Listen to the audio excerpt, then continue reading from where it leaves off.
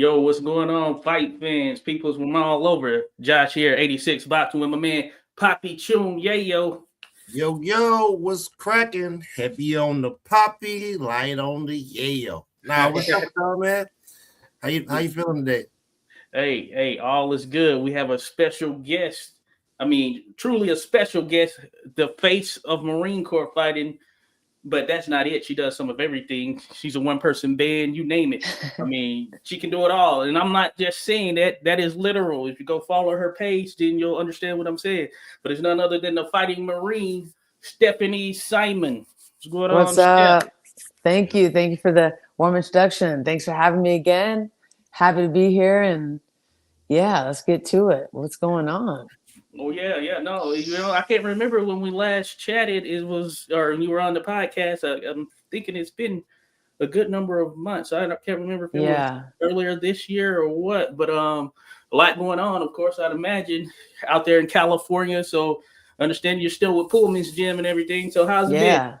It's been great. The steady adjustments and the growth, it's like really it's starting to like come together now, and every fight I feel like I'm getting a little better. I'm learning a lot of the technical aspects of fighting, which once Hmm. you start learning that, you can slow it down. And when you can slow it down, like you can understand what it is you're doing, and lot less fighting on instinct. So yeah, it's going good. Oh, you're working with the right people because you're speaking like from that old school thing, that old school type talk right there. Right. The old timers back in history. That's the way they talk. So that's good right there, seeing that things are slowing down. And plus, you had that amateur background and everything. So Right, I'm sure right. that probably helped and added to it because it's something about getting that experience, especially at that elite level of the amateurs, folks. The elite level, there Hmm. are differences, of course. She's at the elite level. So I'd imagine that added to it as well there. So that's good that you're feeling and seeing that, and your coaches are helping with such. For sure. I think there was a temptation to be, I guess, obsessed with getting a knockout, especially Hmm. because I hadn't had any until this last fight. And I guess really my whole career, I've heard knockouts are what sells. You need knockouts if you want to be seen, and if you want people to be excited about you, you need all this, and that. But I think I've said it before, but like the way people fight to get a knockout, they open up and they swing Hmm. like it's their life's dependent on it. The problem is if you fight like that, the way you fight someone who's not very good, if you fight someone who is good, you'll literally knock yourself out. So why would it make sense to practice what only works against someone that's not a good opponent, but doesn't apply to the highest level? And so once I started thinking of it that way, um, it started to make things a lot more understandable. And this fight, my last fight I just had, instead of like amping up the speed and the intensity in the fourth round, I decided to do it in like the second round. And so with the women's rounds being 2 minutes and this only being the sixth rounder, you don't have enough time to really like figure out your opponent. So it's a weird like balance between get after it soon but not too soon, like not too early. So um yeah, it's a lot of opinions, a lot of temptation to fall into what people are saying and to fight the way that people think that you should fight. But when you trust the process, as they say, and are patient, and again, fight with the same mechanics and mental process against someone that's not so good, the same way you do against someone that is good, like that Hmm. is consistency. That's gonna benefit you in the long run. You don't have to like change your style. Okay, now we're gonna work on defense. It's like you should have been working on defense 10 fights ago. But Yeah. if it's already instilled in your training from day one, then it's that's how it should be. Yeah, man. So I want to say that there people are really not giving women. We're not the sport isn't giving women fighters what they need, honestly, because I'm gonna tell you, every female boxer that we've interviewed, we've asked them about how they would feel about 3-minute rounds, right? And every one of them, we haven't had a single one that said, no, I don't want 3-minute rounds. Most of them say they want 3-minute rounds because another thing that's missing, another 60 seconds of storytelling for the commentators, another 60 seconds of, okay, I don't got to just run in there and play rock'em sock'em robot, right? I can figure some things out with that extra 60 seconds. So when you train, are they training you guys with the mindset of 2-minute rounds, or are they training you with the mindset of 3-minute rounds? As far as, I know each opponent is different, but. The way I train is everything but my sparring is 3-minute rounds, 99% of the time. I think there have been a few sparring sessions, like my very last sparring session before this fight were 3-minute rounds. But before that, like all the sparring sessions were 2-minute rounds. But all the bag work, the pad work, all the shadow boxing, jump rope, everything else was 3 minutes. So it's funny that you mentioned that too, because my last fight, someone messed up the time, and my first round was 3 minutes. So I noticed, I was like, this is a long round. But you know what? My opponent got tired, like really tired. And I noticed it because I still had energy. I was like, all right, well, it's a 3-minute round. I guess we're going for it. And she had like really aggressive punches and like a demeanor in that first 2 minutes. And then nothing left in the tank. So I think, again, like a 3-minute round changes everything. And people got to like pay attention, like that, the last part of a 3-minute round, that's usually where stuff gets crazy and spicy, and for us, that's when the round ends, so even this last fight, I stopped her in the end of the third round with 10 seconds to go. So imagine there's another minute on that.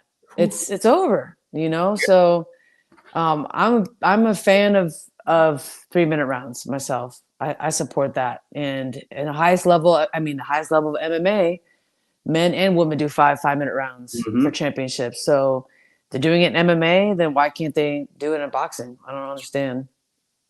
Yeah, that's interesting. That is very interesting, and I just think about your background and that stuff. She's a Marine, folks, the fighting Marine. Do you know what endurance and all of that stuff, how that applies to things? I think about that. There's so many others. Tiara Brown, for instance, she ran cross country in college and all of that stuff. So these women are built for it. So it is interesting that you see some fights where, okay, they'll promote it as though, okay, this is going to be a 3-minute women's fight, but it's very sporadic on certain venues or certain events or whatnot. But yeah, you really haven't seen any real push or legislation in any way, I would say, even though we know how it is with boxing in terms of individual states and such, but we haven't seen that real push. And that is very interesting at this particular point in time when there are more women in the sport than ever, Yeah. I hope there's a change. It would have to really come from one of the guys at the top. It can't, unfortunately, like it can start with a woman saying, I want this, but like that always comes across as like, pick me, like I want to be the one, like make it happen for us, give us a chance. And I hate to say it, but like that doesn't always turn out well. I feel like there has to be people that are advocates for a change and for I guess like growth in women's boxing, people that have power, people that are in positions of power to make that change. The problem is too, is like in all combat sports, especially I'm noticing, is like if people are satisfied, they don't complain. Yeah. Even if what they're getting is not as good as what they could get. And you see that a lot with fighter pay, at least in MMA. I don't know, boxing, boxing too. But if people are getting what is good enough for them, I don't want to say selfishly, but a lot of them mind their own business. Like, hey, I'm getting fights. I'm getting the rounds, I'm getting the experience, I'm getting TV time, I'm getting paid. I'm not going to ask for too much more. And I get it too, because people that do ask for more or just at least ask for the bare minimum, they are often seen as like needy, you know, and like Yeah. you complain too much and you just want to have everything your way. You can't have your cake and eat it too. And really, we're just asking for like honestly the bare minimum, you know. So it's a dichotomy, you know. We could use so you know, NFL has NFLPA, you know, all these professional leagues have, you know, players associations where it's like, you know what, we're gonna shut this thing down till it makes sense. I feel like there definitely needs to be a boxing a BFA, Boxing Fighters Association, where you guys can go in and tell them what you want and get some leverage to negotiate. You know what I mean? Yeah, yeah.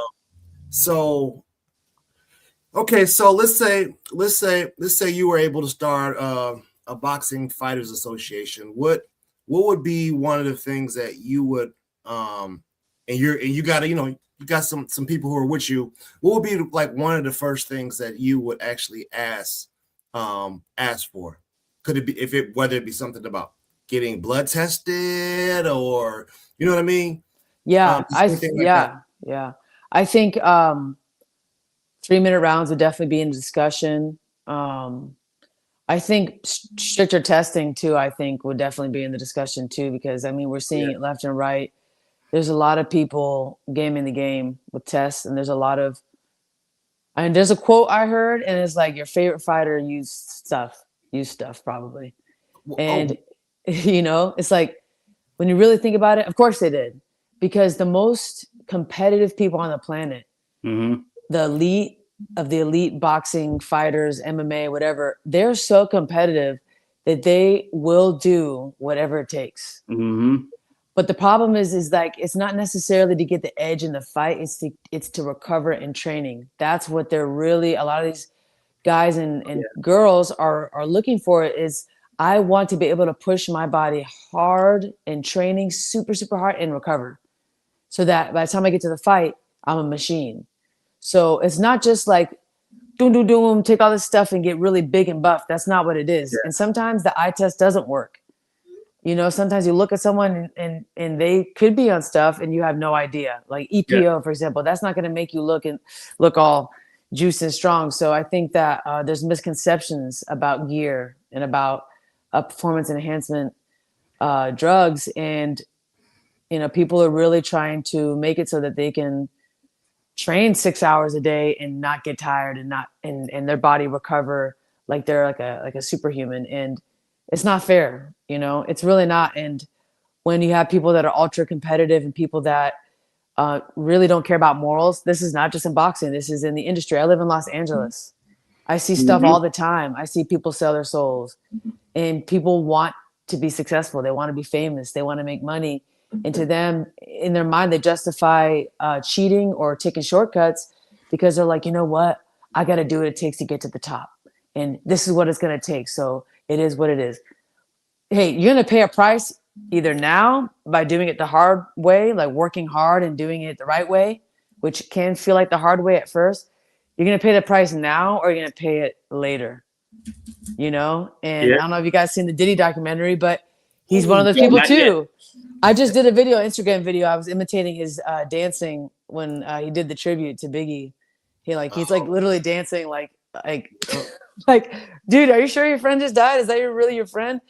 Right. It's just, it's like, you really don't look sad right now, dancing your ass off on stage with a smile on your face after your friend died. But I just mentioned that because it's a similar concept of like so competitive, so obsessed with getting to the top and being the best, and so terrified of other people being successful that this person did whatever it took to be the only one. So yeah. Hey, and let's be honest, all of us are military vets or active or reserve or whatnot. We know pretty much in every walk of life, there's always someone or a group of people trying to get their edge. You see that in military organizations as well. And it's pretty obvious in some cases, you know, but yeah, it's crazy how that is. I would hope that despite that there would be a way to, I know the original question was about things you would change or implement in this process, but another one's no monopolies. Like we're not I'm sorry, but I don't think becoming or imitating the UFC model is a good thing for boxing. No. I don't think that. I think that having diversity and having a way to succeed in the sport um, without just one person's stamp and without their blessing is actually what makes the sport so great. Now, do we need 8 different world title belts? No, we don't need that. But to just have one, everything is, like bunched up into one belt and like one person decides who fights when and how and where. I mean, we're seeing that in other sports, and Yeah. it worked for a while, but right now it's you're starting to see a little bit of a dip. So Yeah. yeah, that's my take on that. I'm glad. I'm glad we're having this conversation because I know I bring it up. I bring it up randomly and things like that. I just don't think there's a whole lot of hands in the pocketbook. And these fighters they're putting their lives on the line. The head is not meant to be punched. And for them to not be able to have money and for them to be able to not get neurological checks to make sure that, all their screws are tightened down is ridiculous. Like if it's somebody's life, we're playing with somebody's life for entertainment. Obviously everybody's making choices, you know what I mean? But there has to be, you guys are prize fighters at the end of the day. Oh, yeah. And a belt is not enough of a prize for the damage that you guys are taking. It's not. No, not at all. I agree with that. And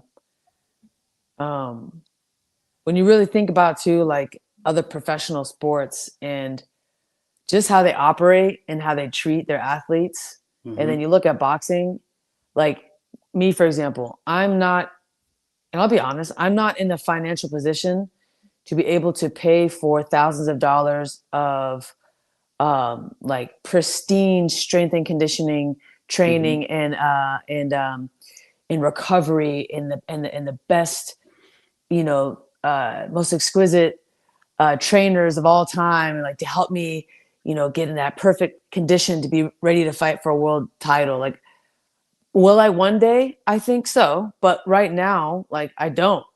And the thing is like those things aren't just provided to fighters, as well as healthcare and like being able to like really just take care of yourself as a fighter. A lot of fighters are having to work 2 jobs in addition to fighting. And I'm fortunate to be in the Marine Reserves and to have that as like, that's a safety net for me. If I didn't have that and I wasn't training people and teaching boxing and stuff, like I'd be kind of screwed right now. So this sport isn't really designed to build people unless they've already kind of been like handpicked and been favored by the people pulling the strings from the top. And it's discouraging. And you know what? I look to my left and right and realize that like there's probably a lot of fighters that would have been the best in the world that just said, I'm done with this. And they just were like, I'm done. I'm not doing this anymore. And just the sheer rejection alone was what made them stop. And that's the thing. But the sport is going to reject you over and over and over and over again. And it sucks. And you can even do the best of the best and do everything that you were told to do. Like in my case with the amateur boxing, yes, there was politics involved, but I did what I thought was what I needed to do to be an Olympian, which was win multiple national titles in a row and win the Olympic trials. And it just so happened that like that wasn't enough to be the Olympian. And this is a sport where you might do enough, you might do everything right, you might do the right things. It's not going to guarantee you anything, so you got to be willing to keep going even when you've done everything right, or at least close to, and you're still not getting the results. And if I were to get a glimpse of what my life looks like right now, end of 2025, going into 2026, 31 years old, 5-0, living in this little apartment here in LA. If somebody were to show me a little snippet, a little video of this and told me this is your future, you have no sponsorships, you have some, but it's only like fight by fight. You're not signed to a promoter yet. You don't have really anything other than like random fights throughout the year. I may have called it quits, but there's a reason why we don't get to see into our future. Is because the Lord, God, the universe, whatever it is that you believe in, they show you the end. They give you glimpses of the end to show you what you can be, and then they leave the rest up for interpretation. Because if you saw what you would have to go through to get to the top, you'd probably be like, "Yeah, I'm out of here." So I'm grateful for this life I have. I'm grateful for my my endurance in and out of the ring and my perseverance, because that's really what it takes to get to the top. Is you just can't quit. You just can't quit. Okay, yeah, I was gonna ask you about that. Like, what keeps you there pushing? Because the way I look at it, I'm sure same with Ernest. There, we kind of see you. We saw you as amateur and what you bring to the table and all of that stuff. And I was mentioning all the things she can do: play multiple instruments, dance, act, etc. You know, and you would think that that's what to be and you live a clean life. You would think that's what would be the beckoning call for some of these major sponsors and things of that nature. You're looking for an athlete to represent you. I mean, it has Stephanie Simon written all over it. You want someone with your brand who can push it to that next level, and she can back it up with her story and all the things she's gone through.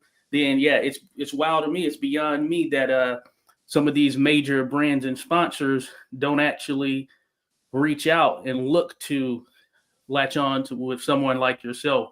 And this is not to throw shade at any others, but we've seen major sponsors attach themselves to fighters or other fighters or whatever who couldn't live up to the billing, who didn't have that clean life and got into stuff, you know, and it's mind boggling.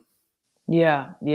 I think part of it could be my fault. I think that I need to take ownership for having a big mouth, because I think sometimes being outspoken, it scares people and it makes them not want to work with me. So I think that could be part of it. Is, ooh, we like her, but she talks too much crap, or she's dramatic and she says too much.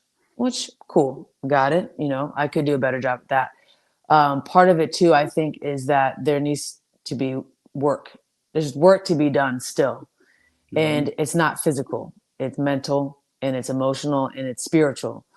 And I think that until that work is done on my end, I'm not going to be given the path just quite yet. So I'm taking ownership for some of this, and some of it is out of my control.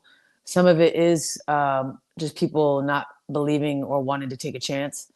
And hey,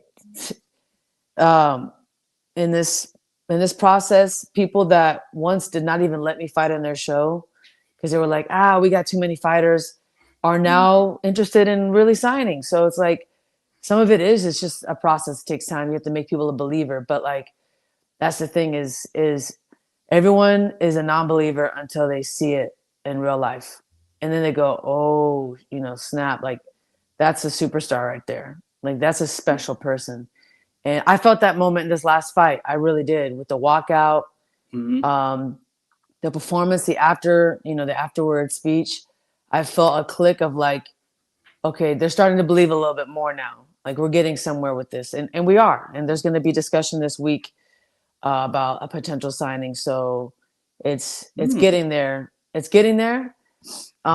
It's just not getting there in the exact way that I envisioned, or that a lot of people envisioned. And so, it's hard, but it is what it is. So, there are entirely too many successful women in corporate America who are running multi-million-dollar businesses, and I mean, I don't understand why they wouldn't back a person like you. You're a vet. You've done everything the right way. It's like, okay, let me grow my brand and help grow her brand simultaneously. Let me work with her.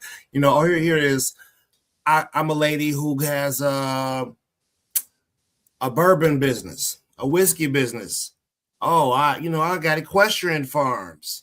let me put something out there that people can relate to, and let's make Stephanie Simons our ambassador. Let's do that.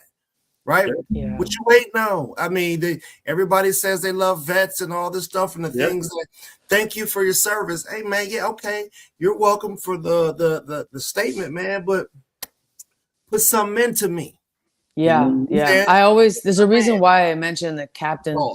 I don't care about rank. It's like I mention it to try to like make it a point. I'm like, wink, wink, Captain, Marine, hello, like right. Help a sister out here, somebody. But to be honest, I have not gotten any major calls or like messages from like a major company of, a successful business woman who was like, I want to invest in your career. I just haven't.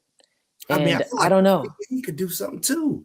What was that? The Veterans Administration, like yeah. That would be great publicity for them. We see them. Right? We see them at the football shows at halftime and all that stuff with the salute service and all of that stuff. Apparently, they're paying to be out there and hold that flag and all that stuff. Big money. Yeah, maybe I need to talk to the right people. Yeah. Somebody get me the Sergeant Major Marine Corps number. Somebody. He knows who I am. He's liked my videos on Instagram, but yeah, we'll see. It's sometimes you do got to kick down doors. Oh yeah, Hey, you've been doing that. You've been a barrier breaker there, just even in the Marine Corps. More though, even more. You got to be even more. I mean, look at Michael Jackson. Like they snubbed him. They didn't give him a single Grammy on that Off the Wall album. They sat there acting like he's That's like my favorites right there. And then he was like, "Okay, well, I'm gonna make the best album of all time. F you guys." And then 4 years later, he wins 7 in one night. So it's like. It takes a couple years, but it also takes that like mentality of like I'm gonna become undeniably so awesome and great and so good that you can't turn away, and that's my goal. Because I already know how my life's been. I'm not one of those people that's like rubbed elbows with the right guy, and the right girl, and it's just not. It just doesn't work that way for me. Also, I'm not enough of a politician to like weasel my way into a conversation or in a room and convince somebody that I'm their, that's not me. So I'm one of those people where it's like, I have to just kick down doors and become undeniably that one. And well, so be it. I guess I'm going to have to do that. It is what it is. And, but I'm open to ideas. So I appreciate the conversation regardless, because that is a great point. The VA, I work with them directly every few months, I like checkups and all that stuff. So it's like, I'm someone that actually can literally relate to the VA as someone that uses their services. Yeah. So why wouldn't I work with them in this case? It would make sense. It's not just something I'm trying to sell that I don't even use, Right. Because that's not genuine, but it's something that I actually can relate to. So that's a great point. I'm glad you mentioned that. Yeah, I mean, you said something with Michael Jackson. A lot of people do not know that MTV would never play black artists videos. Michael Jackson was the first person to have a video on MTV. Not only did Michael Jackson kick the door down, he is by far beyond the greatest music producer type in the world. He changed greatest performer. Yeah, greatest performer. But it was undeniable. But that's the thing, right? Because the people were like, put his video on now. Now. I was watching his videos. I watched Thriller. I remember I was 4 years old. Some of my earliest memories are of Michael Jackson watching his Thriller music video and running out of the house, screaming, "Ah!" Like when he turns into the werewolf. Turn into the werewolf owner. Right, but that's so powerful to be able to create art and to be able to create something that is ingrained in people's upbringing in their childhood. Like you got to be some kind of special, different. But it was undeniable, right? He had the odds against him in that case because freaking MTV is like, we like this type of music video. We like these kind of artists, white artists, right? But he became so undeniably great and so requested that they couldn't because it became a detriment to them. Mm-hmm. It became a detriment when you become so good that you're a detriment to the ones that are not embracing you because they're losing out on opportunities. That's really when you've won. That's when you have power too. And that's what I want. Oh, Like, yeah. I want the cards to be my favorites, but I also want to have some sway and pull.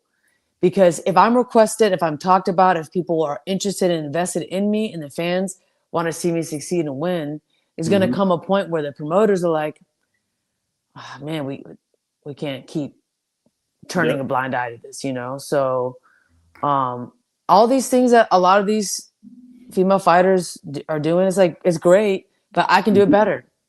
Like, Yeah. I've seen some of the cute little walkouts, the dancing. I do it better. You do. I've seen some of the interviews. I do it better. I have a more interesting story. I have a much more insane background with being a Marine. And like, I say it all the time, but like, I know none of my peers in this boxing world have ever had the responsibility I had at 23 years old. Oh, yeah. Like, I was literally in charge of grown men's lives, 60 of these fucking guys' lives, in charge of and responsible for and doing these types of operations and practices and training exercises that like would have most fighters crapping in their pants. Honestly, like, I'm on the phone with a naval vessel, a operations officer out in a naval vessel that's 10,000 meters away, and I'm calculating the distance between myself, my Marines on the shore of a beach, and that ship is in the middle of the ocean, how I'm going to get there, calculating waypoints, talking to the infantry officer who's in charge of the Marines that he's got, and then talking to my Marines. I'm coordinating a whole exercise that's going to get us deployed overseas, and I'm 23 years old. And at any point in this operation, any one of us can die because those vehicles, those tanks that we go in, those amphibious tanks, they sink all the time, you know? So it's like, to have that leadership experience, to have that background, to be in those types of moments where it's like, it really is life or death. And to have that responsibility of other people's lives, it's like, it's what makes me the fighter I am. It's what makes me the person I am. It's formed me and crafted me into not just a fighter, but a leader, someone that wants to be an icon. Like, I want to be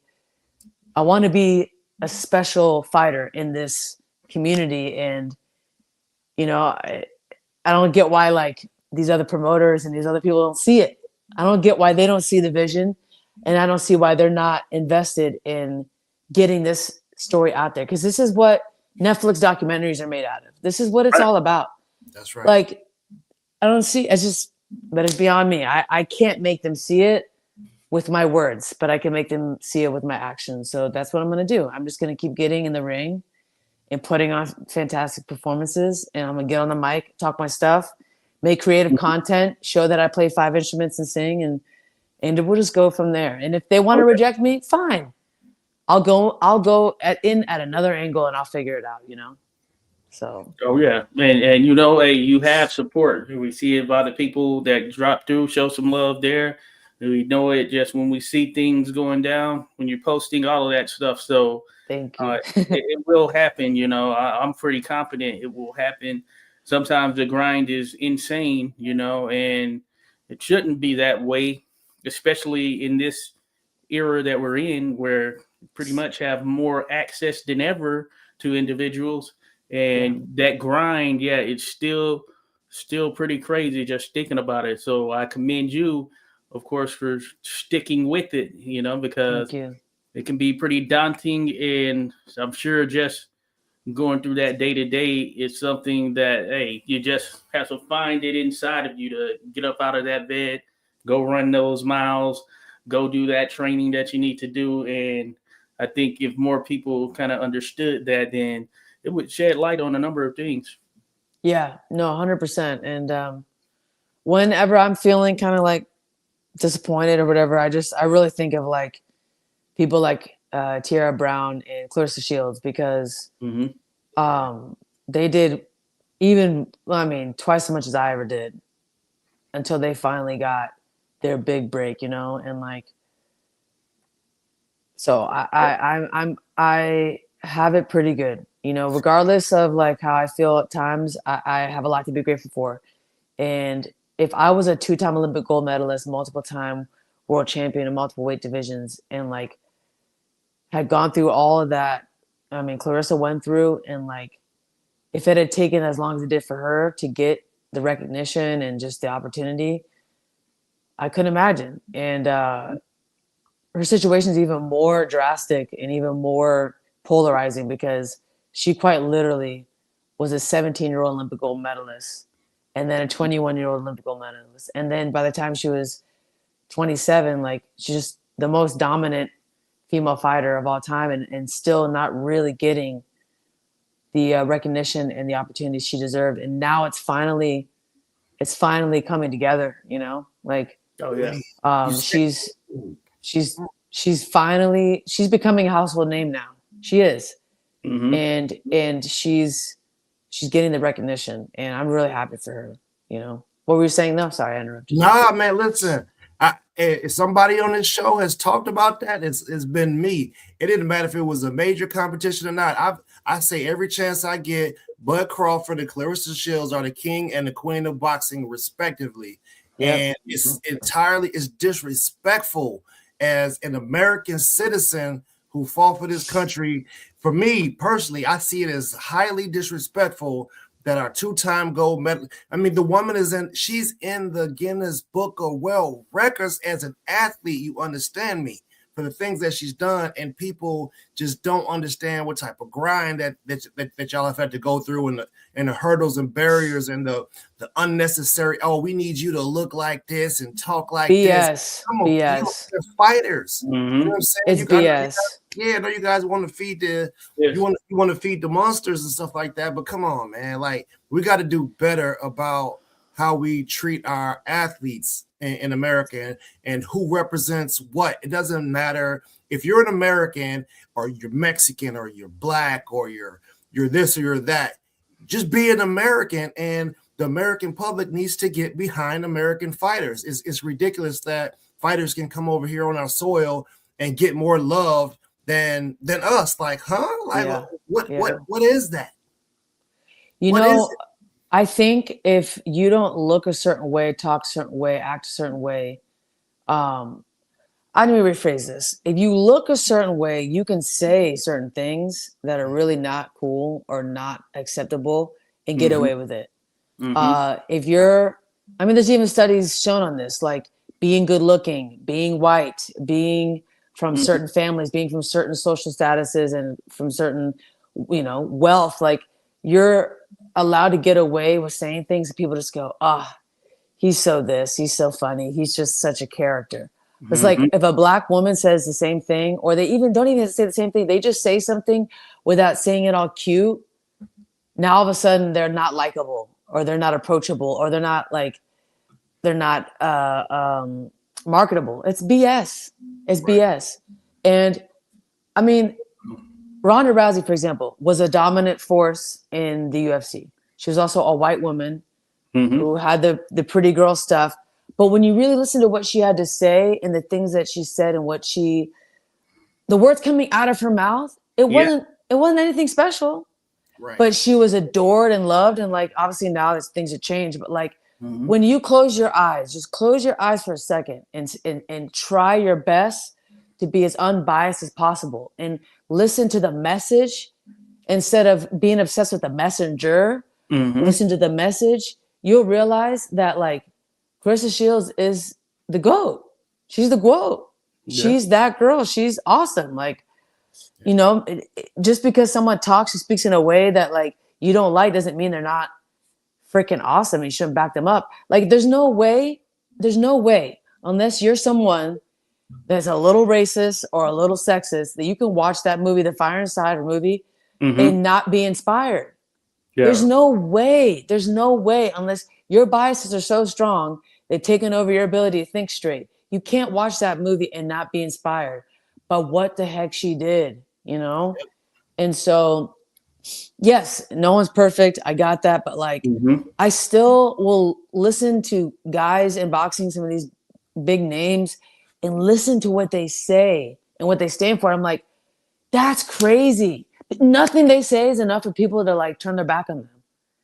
They'll say racist things. They'll say stupid things. They'll say uneducated things. And Mhm. people still follow them. They still got 15 million followers. They're still popular. Everyone loves them. And it's like, it's BS, man. It's BS.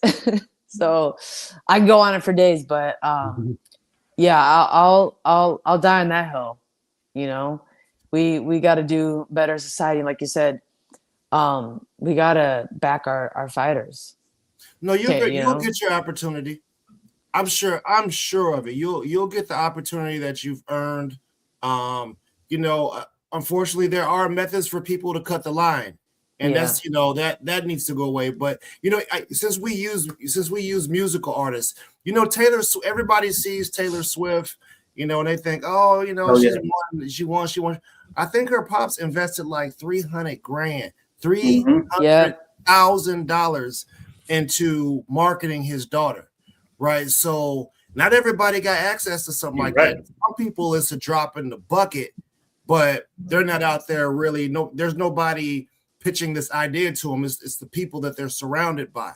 Right. So sometimes people need to find the people that are surrounding the people that need the ear, because I know there's a woman who's a billionaire and she's a crazy philanthropist for HBCUs.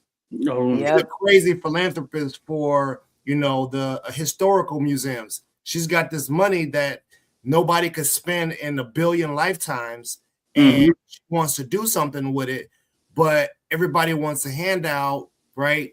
Everybody wants to take the shortcut, but this lady's just looking for, the right opportunities and the right things to actually just be a philanthropist for. So all my philanthropist people out there, when we try to connect these athletes, and we stamp their approval, as they're being a good guy, or they stamp their own self as approval as being a good person, you know what? Take a shot on them. You're enriching the lives of many people, and that's where that real trickle down could come from. When you support somebody that comes from the type of moxie that people like us come from, and you support us, we're going to do the right thing when we make it. That means pull everybody up with us so that we can elevate what we have going on in society. Plus, this stops people from whooping your ass when you're walking down the street because they bored and they're good. They can do it, 100%. 100%. No, I couldn't agree more. And you definitely, I don't know. It's like, I don't know. I think about, when I think about like legacy and like somebody that is just like authentic and has inspired sounds for other people and has really changed like American pop culture. I know you mentioned Taylor Swift, but like her name doesn't come to mind.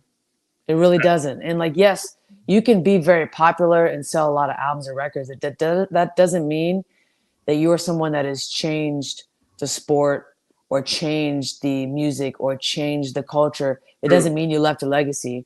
And that's the thing, is like when you chase streams, record sales, money, album sales, being number one, and you don't chase the art, or you don't chase in the boxing sense, you're not chasing the legacy, or at least I get it. You got to make money, and there comes a point where it's like, okay, now I've got the belt, now let's make some money. I get that, but if it's just about the money and it's not about being great and like trying to leave an impact on the sport or your community, whatever it is, eventually people look at you and they move on and look back like, who's that again? And it's like, you're forgotten, and you were known maybe as that person that was super rich, and it had some pretty big fights, but like, did you inspire people? Did you make a change? Did your music inspire other people to make music? And like, were you like the founding person of your genre of music, for example, like that made other people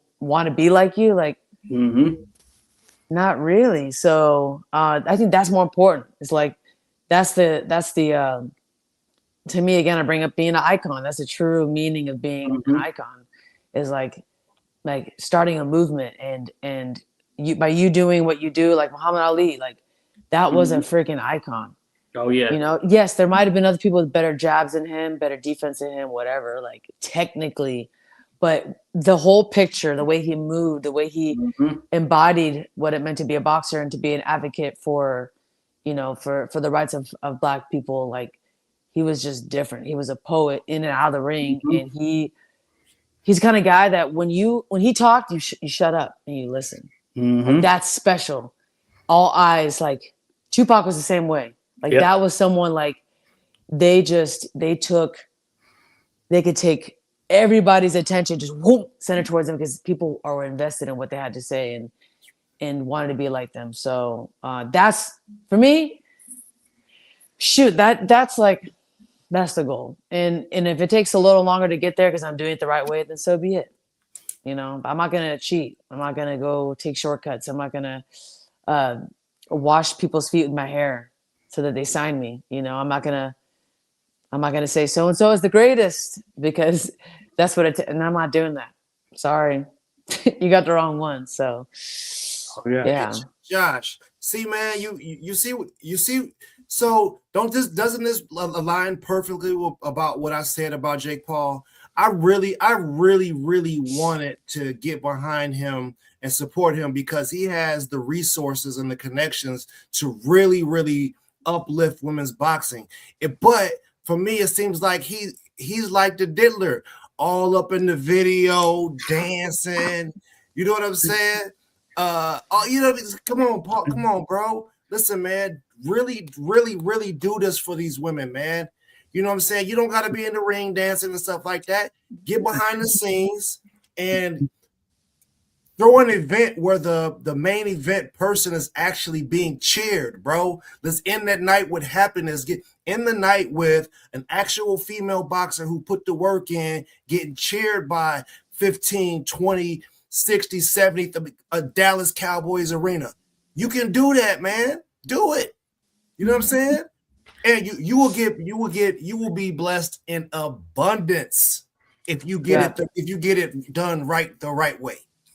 Yeah. No, hey, I know we've had this conversation. We've been going back and forth with it, but he is changing in some sense the way that people see women's boxing in regards to.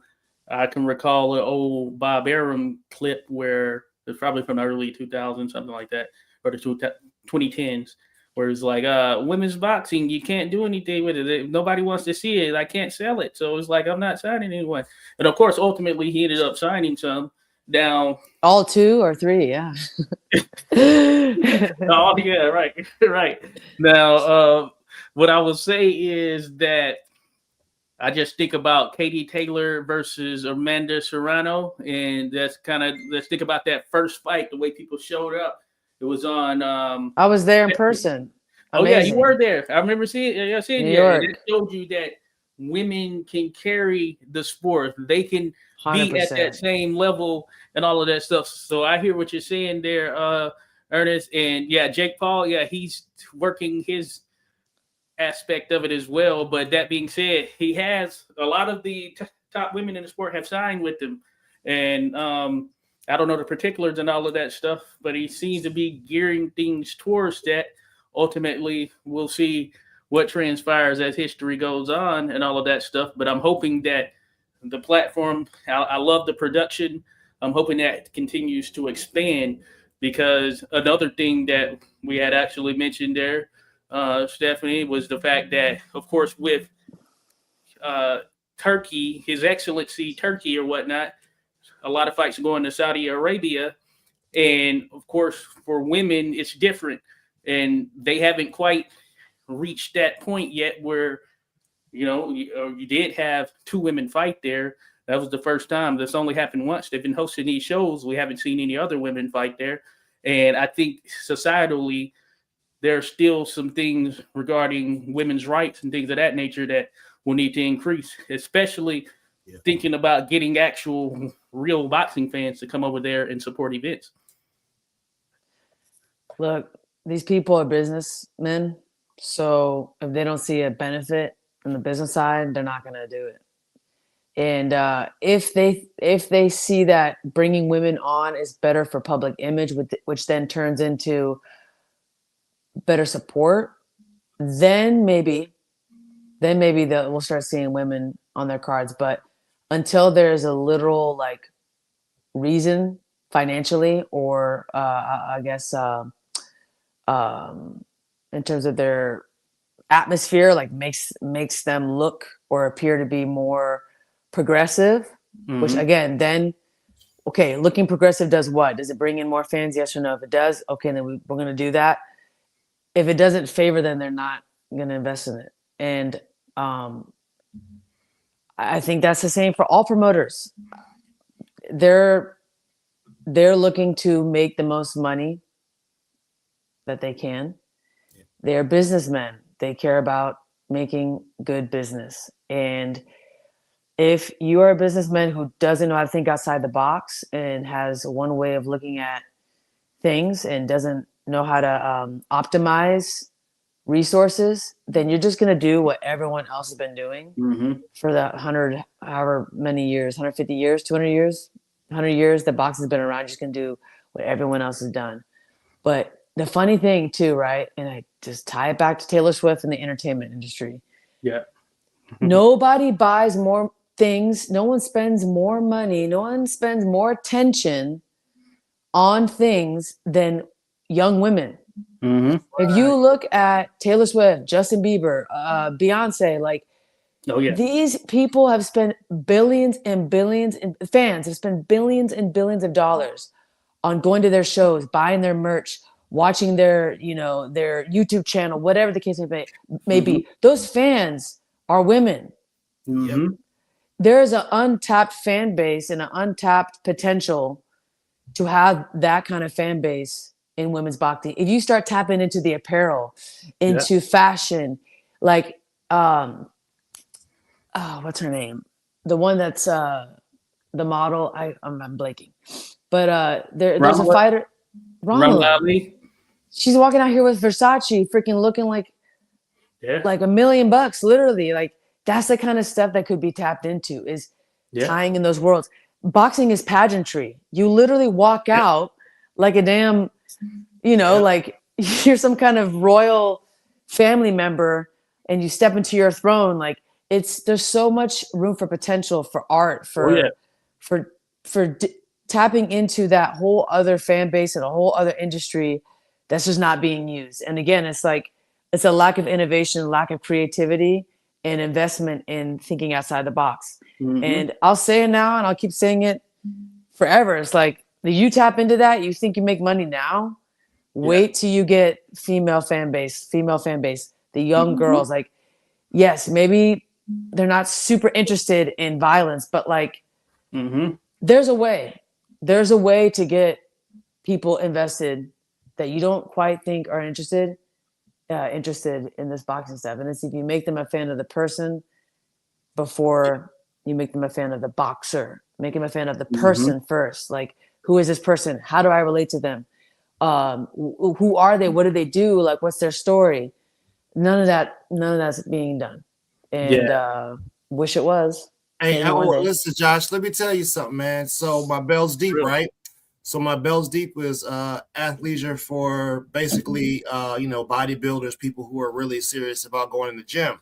Mhm. And my largest supporter of my my apparel were white women ages probably 24 to 65. Like they couldn't stop buying my stuff. I started sponsoring bodybuilding shows, sponsoring athletes so that they could have the money to be able to get to the point where they can get on stage to win money, right? And my business it grew exponentially because one, the apparel is tough, right? It's quality. Mhm.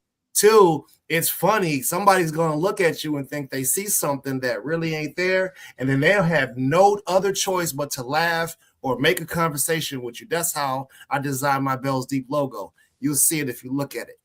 But so it is there, and what she's saying is absolutely correct.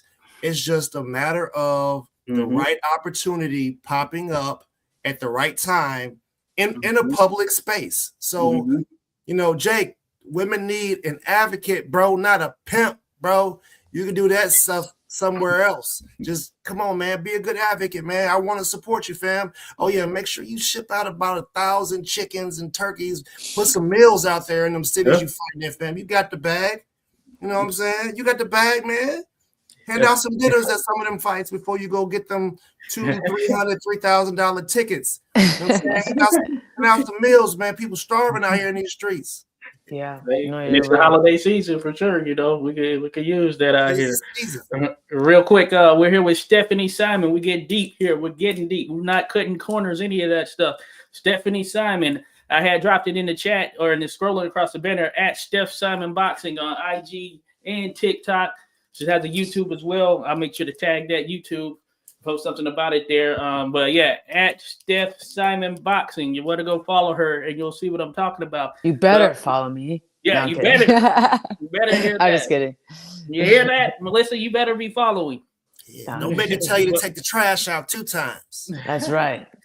But hey, one of the things that Stephanie, this is going back to, you were talking about Ali, and one of the things you were saying about yourself, hey, same with Ali, they were like, oh no, he has a big mouth. He talks too much or whatever, because he was speaking on those things that he would speak on those things that weren't in a politically correct fashion, you know, calling it out for what it was.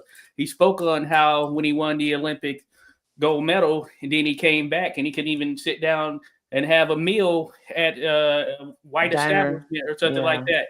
You know, he spoke on those type of things. He spoke out on the Vietnam War, and it took until he actually was off the scene for a bit, dealing with Parkinson's and all that stuff. He lit the Olympic torch at the Atlanta Olympics. I can't remember that, 96 or 92. 96, yeah. 96 Olympics, right? And then people started to embrace him even more, seeing him like that. Of course, at that time, he couldn't speak in the same way that he used to when he was deemed the Louisville Lip, you know, the greatest talker in boxing history right there, and the GOAT right there. But that being said, what I like about you, Stephanie, is that you remain unyielding. You don't have to compromise yourself in order to continue to achieve what you want to achieve. And I know Tiara, she said the same thing. It was a long grind for her. She was like, she did it her way, and she hasn't compromised herself, and she still speaks on those things. So you're right. Some people might look at that a certain type of way, but you shouldn't have to compromise on your morals, what it is that kind of keeps you abreast there in life. And I think that, yeah, these businesses, they need to get with it or get gone. Come on, guys. No, but I appreciate that. And you guys are really great to speak with, and you fired me up, man. You fired me up in the best way. So thank you for seeing what I'm talking about and understanding, you know, kind of what I mean when I talk about these things, you know.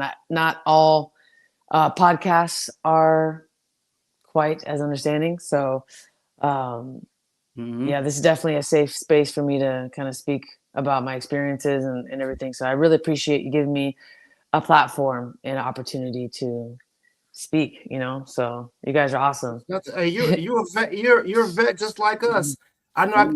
Listen, y'all. I got bags under my eyes because I was burning the candle on both ends. I went to my Air Force buddy. He was contracting in Europe. He caught a virus. He ended up getting Guillain-Barré syndrome, and he was paralyzed. You know, 60 a month ago, he couldn't move. He couldn't do anything with himself. Today, you know what I'm saying? My man he's able to grab stuff. He's able to get out of the chair just a little bit. He can straighten his legs out. And so we took him out and we took him to the club in Austin. We took him to a hookah bar and made sure he enjoyed himself. And you know what? He won before he started even recovering because he won here. You know what I'm saying? So y'all see these bags under my eyes. These are happy bags, baby, because we support each other. And I got one other suggestion that I could put out there. Hey, look, Layla Ali, Clarissa, y'all are in position to put whatever differences you have aside. Christy Martin, you know what I'm saying? Hey, all of you powerful women need to stop bickering and beefing with each other and sit down and have a real conversation about how you can push it and be the real ambassador to hand this thing off to the next generation. Y'all really can make a difference. I know you can attract the sponsorship, you know, and Clarissa, you've done everything there is to possibly do in boxing, man. So I think get that business sense. I know you got it, but you know, maybe kind of find a way to try to make it a little easier for the next generation. If those three came together, you're right. If those three, ooh, man. Yeah, man. Major power right there. Major. That's game over right there. Imagine they all cross promote an event, right? In several events, like, oh, that'd be huge. They can do it. Who can stop them? You know what I'm saying? That's super powerful right there, no doubt. Incredible. So, but all right, we're rocking and rolling. We're coming up with these good ideas here. Hey, smart veterans here. No doubt about it. So yeah, we're here with Stephanie Simon, folks. Stephanie Simon, she's been here about an hour. And hey, we appreciate you, Stephanie. Always coming showing love. Hey, you have a home here on this channel, all the channels, we're connected there. And hey, we're always gonna push that out there because we're pushing for the sport of boxing. It was pushing for women to get their recognition in the sport of boxing. I can't go with or I can't not say that, you know, when I think about all the stuff that I've learned in the sport of boxing, just from being on the amateur side and just learning from officiating to how the operations are, the sport cannot operate without women involved. For those that haven't been around the sport and you haven't been to your local amateur shows, you haven't been to your local pro shows, you're gonna see just as many women as you are gonna see men. And then when it comes to the actual operations, how it's running, you're gonna see a bunch of women that are involved in the sport. So they've been here, they've been involved, and I've been taught so much from Candy Jacobs, Tamara McKinney, Latasha Washington, you name it, the whole nine. I've learned so much stuff just being involved with women in boxing. So the sport in itself, we need to embrace the women, embrace our women in this sport who are helping to elevate it. Amen. That's powerful. I thank you for saying that. Thank you. Yeah, no doubt. That's awesome. No doubt we don't hear it enough. So thank you. No doubt about it there. Yes. But man, hey, it's been great. Of course, Stephanie, we know you're out there in Cali. You probably got things to do. You got to get to training, all that good stuff, or whatever it may be. Gotta get my run in, man. It's time to run. Putting miles. See, look at her. She's leaving right from here, and she's gonna run. Oh, Stephanie, I took this little 10-week guitar course, and I know how to catch a tune now. Of course, with no name. Okay, let's go. I'm working it. So we're gonna work a song or something. I mentioned that. We're writing. It's gonna happen. 100%. We're gonna have a whole duet planned out, man. Let's get it, folks. But hey, we appreciate everyone who dropped in, showed us some love here with Stephanie Simon. Be sure to go follow her at Steph Simon Boxing. Look it up. You'll get connected there. And with thank you. We appreciate everyone. Semper Fi.